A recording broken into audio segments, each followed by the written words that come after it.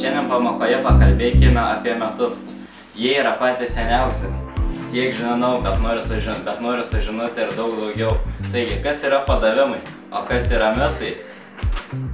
Ar visos tautos turi išlikusių metų ir padavimų? Bet viską iš eilės, taigi, kas yra metas? Metas kolektyvinis liaudies fantazijos kūrinys, kuriame per konkrečius personažus ir sugyvintas būtybės apibendrintai atspindima tikrovė. O ar visos tautos turi savo metų? Manoma, kad visos tautos turėjo savo metų, bet dėja iki šių laikų jos neišliko. O dabar paklauskime lietuvių, kaip pas jūs su metais? Galbūt lietuviai ir buvo sukūrę metų, bet iš jų išlikusių dėja nėra.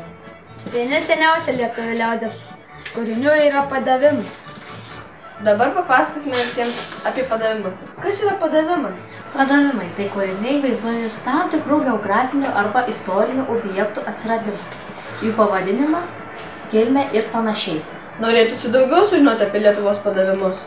Lietuvių padavimuose pasakoma apie milžino paveiktą reljefą, žmonių, protėvių didumą bei jėgą, pėduotus bei velnio praneštus akmenis, suakmenėjusius žmones bei gyvus akmenis, keliaujančius ežerus, žmonių sukurtus piliakalnius, nugrumdusius dvarus bei bažnyčias, nuskendusius varpus, kalnuose miegančią kariuomenę, aukas statybos metu, gyvenimo vietų ir pavadinimo atsiradimą. Taip išeina, kad padavimų yra labai daug. Taip, kiekvienas Lietuvos regionas turi daugybę padavimų apie vandens telkinius, piliakalnius, akmenų ir kitokių objektų kilmę. O jūs ar žinote savo krašto padavimų? Aš papasakosiu padavimą apie Šiaulius. Seniai, kai Lietuvoje tebegyveno milžinai, iš šiuos kraštus atvyko milžiniško dydžio liaudis.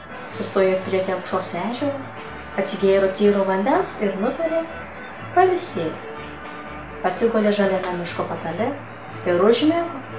Bėgo amžiai, nunyko miškai, vėjas smiltis nešiojo, o jis vis miegojo.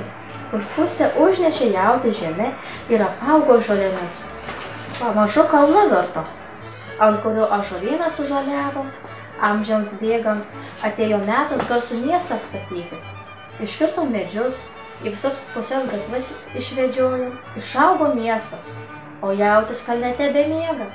Kas nenutiktų, gaisrai ar maras, karai ar didžiulis džiaugsmas, milžinas jautis vis tenais kalne.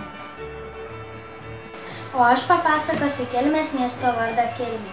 Pirmą kartą rašytiniuose šaltiniuose paminėta 1294 metais. Vardas aiškintas įvairiai. Kai kuriuos tyrinėtojus suklaidino kryžiuočių kronininkų senieji užrašymai Kimel.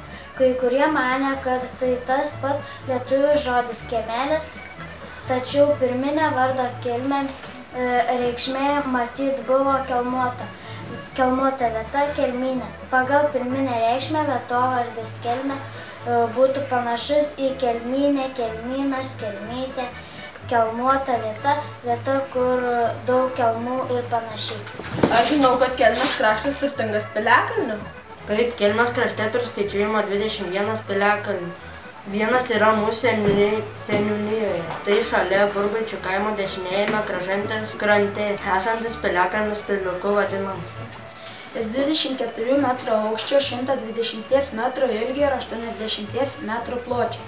Šlaitai Kražantės upelis statosi iki 49 laipsnių, apie 24 metrus aukščio.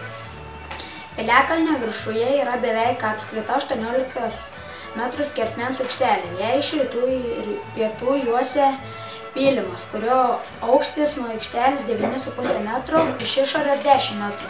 Piliakalnio pietryčių papėdėje yra apie 30 metrų ilgio, 15 metrų pločio ir apie 1,5 metro gylio griovys.